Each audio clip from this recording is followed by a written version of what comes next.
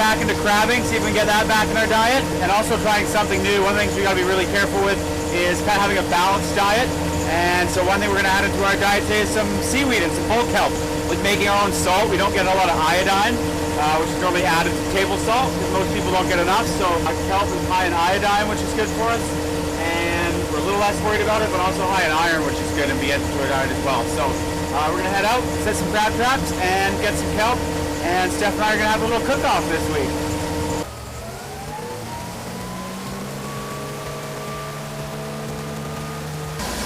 Whoa. Put on another crab trap. Okay, let's see what we got.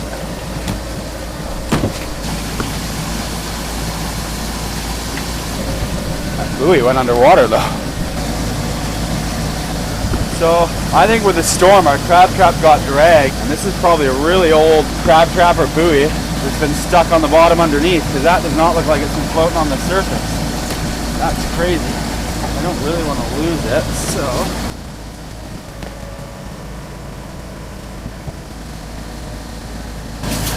yeah, that definitely has not been floating on the surface.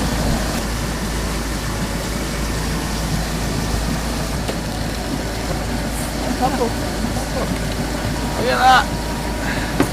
Yeah. Well, that's been out there for a week. That's a male. I was not expecting anything to be in this. Holy, that's a big one too. That's a male. Wow, wow, wow. I was not expecting to get any crab today. Hell yeah. Okay, so I'll take this off and get these guys out of here. And let's see what we got.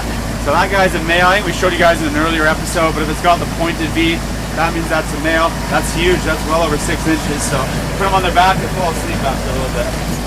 That's a male. That's definitely 6'2". Yeah. Also a male. That's amazing. All 3 males. All huge. At least 6 inches. They just fell on the ground. Crawling away, babe. He's coming to get me. Reset this one. Wow. I never would have thought that. So we're going to reset this one.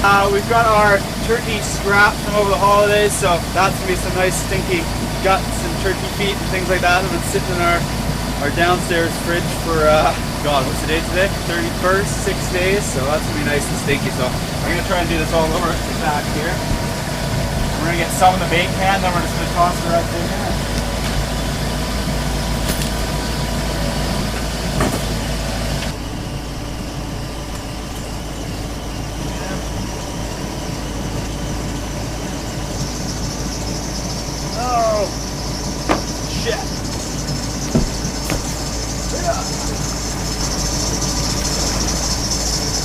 So change the plan.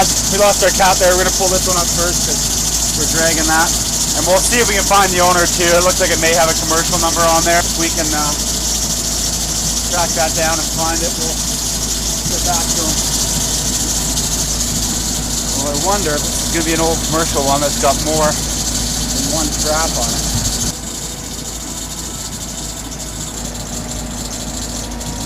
Maybe not.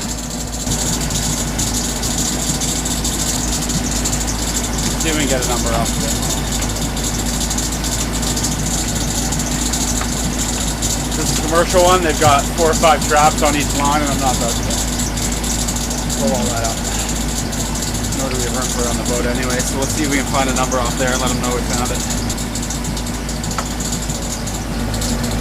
Yeah. Way too hard to tell. Well, hope the rifle owner comes along and notices that it's popped back up. Let's go find our bait can.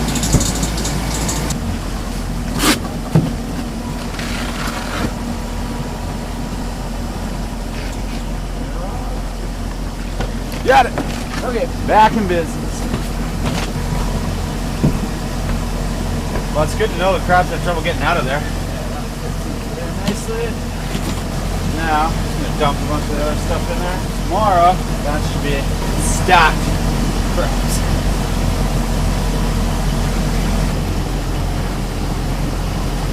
Here we go.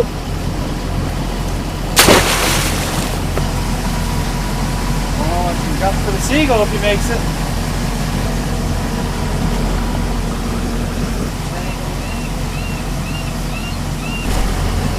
Good enough. Okay. We're gonna find our other one. Maybe there's crabs in there too. Pretty sure that's it. You can almost see the lowy on it from here. 5640, is that you? Okay, don't get my phone number.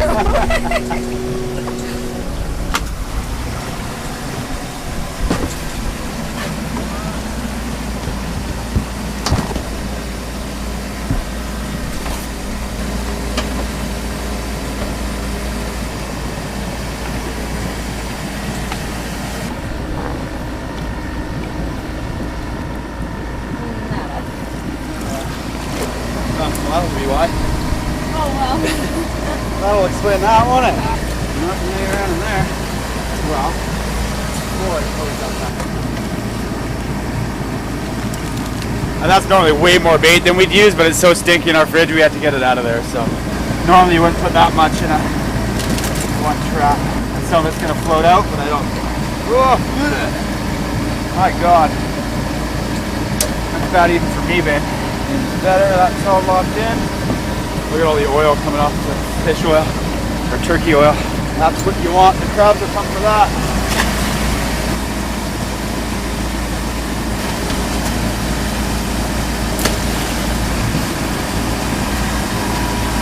Let's go get some kelp. Okay, so this is kind of the bull kelp that we're looking for there, and we'll utilize actually all of it. So we'll use this top part as well as the kind of stipe here that's attached to the bottom. And so we'll just kind of give it a pull up. Okay, and that's good. This one's already detached. I felt a little bit bad about pulling them off the bottom. They're already attached to something, but you can see there, that's already come off. So we're not doing any damage to the bottom. Probably don't need all of that skinny part at the end, so we're just going to kind of break that off, let that go, and then we'll take this home and we'll do our little kelp cook-off.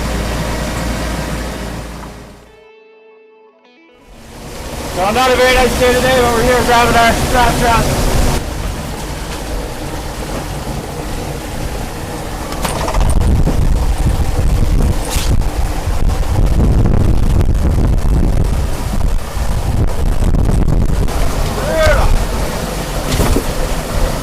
Bait can's still full, and all the other stuff got out.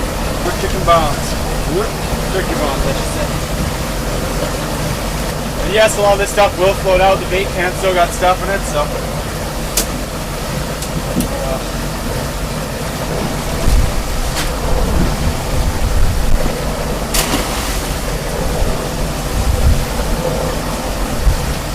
Oh, let's hope the next one's got something in it.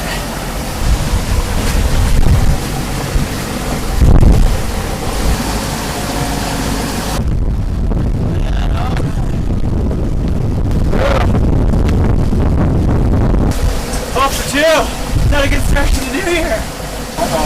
Alright, we'll throw it back in, we'll see what we get tomorrow.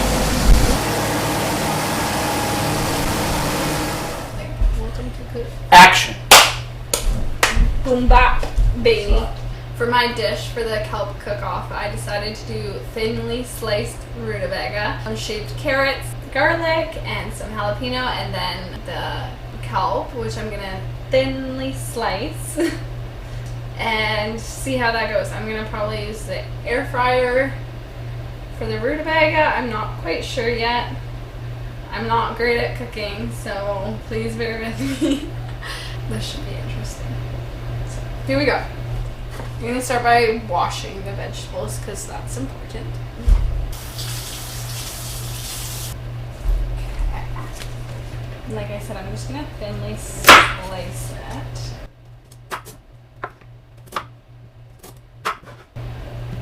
Everyone's gonna be judging my cooking skills. I'm not good at cooking. Me too. So I'm gonna layer the air fryer with these rutabaga chips. I'm not sure how long to cook them for because I've never cooked rutabaga chips in the air fryer before. Rutabaga chips. Okay, so I also have some beets and jalapenos. I'm gonna slice those as well as the carrots. And then we're also going to blanch the bull kelp. It'll give it a really nice color when it's done, more of a green color rather than the brownish. First things first, I'm going to do the beets. Like I said, we're gonna blanch the bull kelp for just like a minute, just to keep that nice color going. Just in like a pot of boiling water for 1 minute. Guys, this happens every time she cooks. So as you can tell, that is a lot more of a vibrant green. I let it cool down.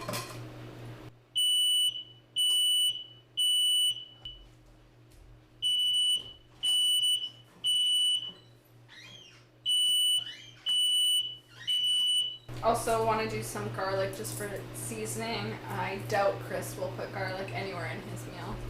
Doesn't season his food. I'm gonna grate the carrot and the kelp.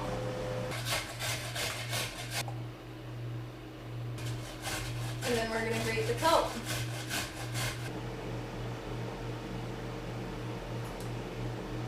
And then I have a little secret ingredient. Pumpkin seeds.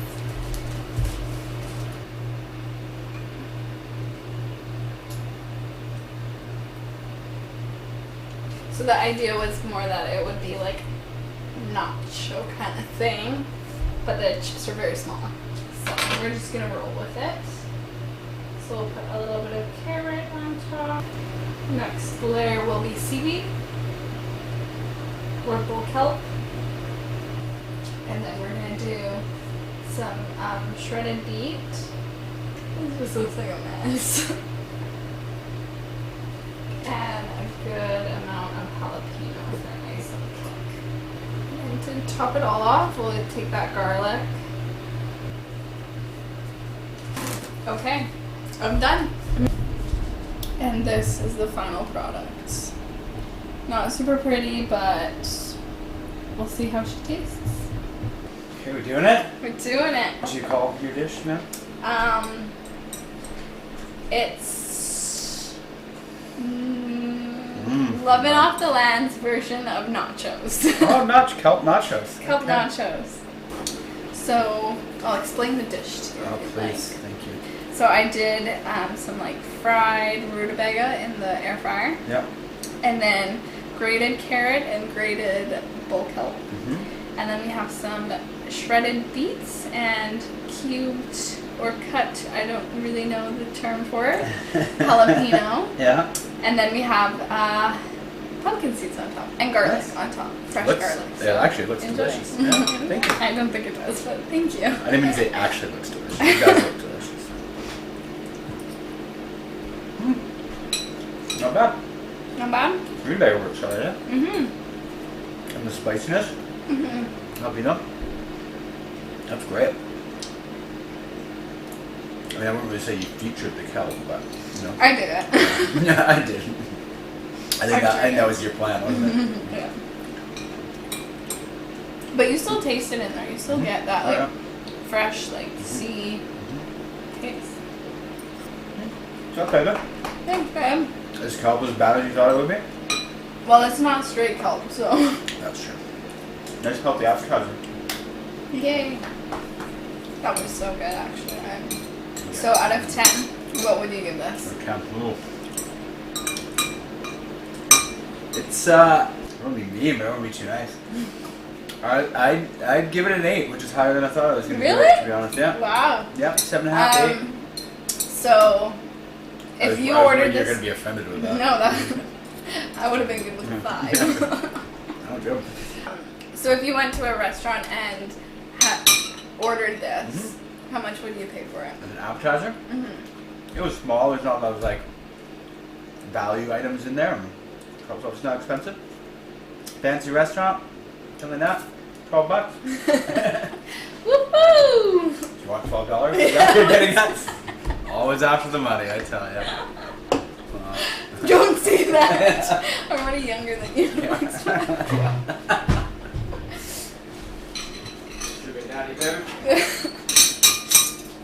It's not true. Okay, so I'm going to try actually 2 different things with kelp. I'm going to Steph just roll this. I'm doing 2 things, of course. So I'm going Always to try. one-upping me. Sure. We talked about one meal. Yeah, but now with your little appetizer that was all fancy and this big, we got to fill each other up. Okay. So we're going to do 2 different dishes. One's just going to be kind of a similar kelp seaweed appetizer salad, and then the other one we're actually going to take the bulb of the kelp and stuff that with some minced pork and some other things, and do some stuffed kelp as our entree. We've got our pork that we minced by hand last week, and we're just going to get that going in the frying pan there. Throw in some garlic that we've got chopped up there. And He's only using garlic because what I said. well, after you said it, I got to put it in. That's the only reason. Yeah. Some green onion. And then we're going to put in a little bit of rosemary as well. There. And we'll let that probably simmer for about 15 minutes or so. In the meantime, I'm going to do the same thing that Steph did and blanch this kelp, just because when you cook it, it does get that kind of nice, richer color of the green once you kind of blanch that off. It makes it look a whole lot nicer. So that's the bulb that we're going to use there that we're going to stuff. So I'm just going to take the tops off there where those strands kind of come in.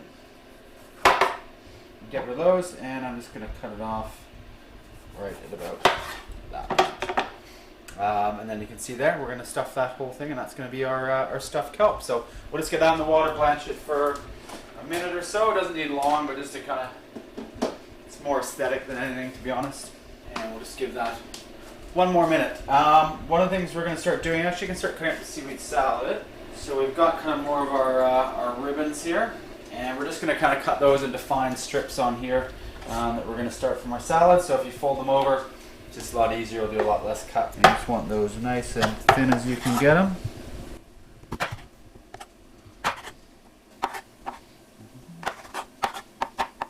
Definitely get that seaweed smell coming off of there. As you can tell from my knife skills, I'm not a professional chef. And we're just going to let him cool off a bit. But you can see that nice green color that's come out of there as opposed to when it went in. And we're going to do the same thing and blanch this.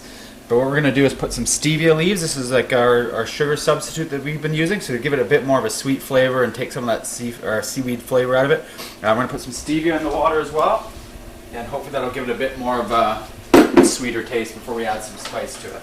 Some of these are empty, but we've got some walnuts we got off a walnut tree here on Pender.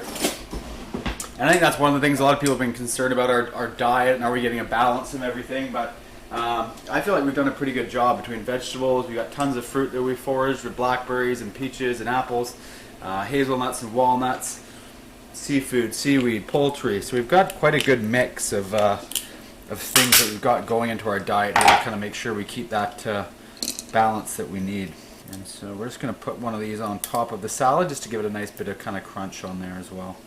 Okay, so our pork's done, so we're going to stuff our bulb there and get that into the oven to bake while we finish off our appetizer.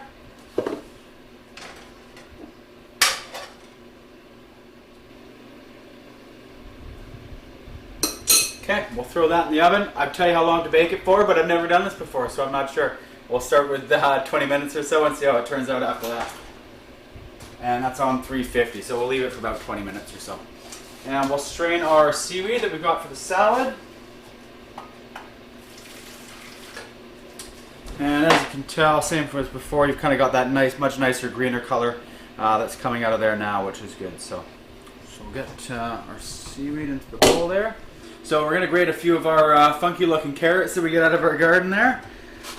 Just while we adding that into our seaweed salad that we're going to have going. I'm actually just going to throw that right in there and we'll mix it all up. And we have some of our hot peppers that we put up there, so we're just going to put some of that in. We're going to add a little bit of salt in there as well, kind of a sweet and salty thing, and mix that all up and add some walnuts in there as well. Okay, so we've got our seaweed, our carrots, and our hot peppers, pepper flakes that are mixed into there. And we're just going to add a few more things. We're going to put in some beets that we've got. So I'm just going to slice those up thinly as well to throw those in there. And then we got some nice, beautiful Dungeness crab yesterday, so we're going to get a couple nice pieces of that to put on top as well. Our beets that we've added in there, so we're just going to mix those up, and then we're going to plate and add the crab on top. And then our seaweed salad is done and ready, and the moment of truth for Steph here to try and see if Picky likes it. Did you just call your girlfriend a pig? Picky, baby, picky. No, I don't think there's any chance you're pigging out on this, to be honest.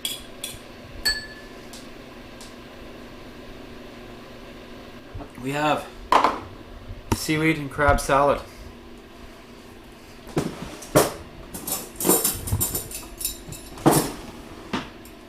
Just tell me what you think.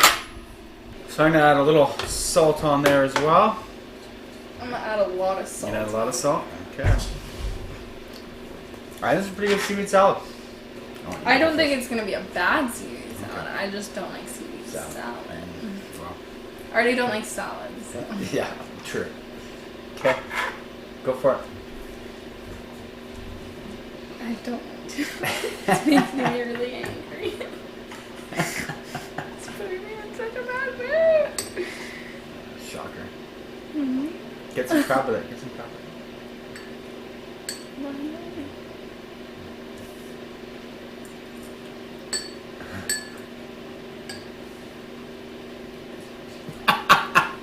She's gotta look away from the camera. You know it's not a good idea. And that spice in there gives it like a really kind of spicy flavor too. So I love that.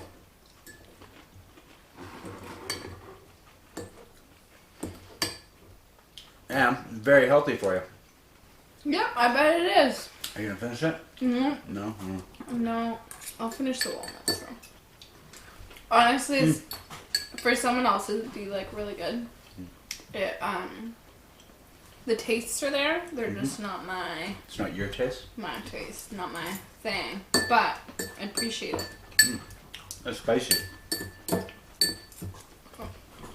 Want is. I'll pick up. Thanks, Bella.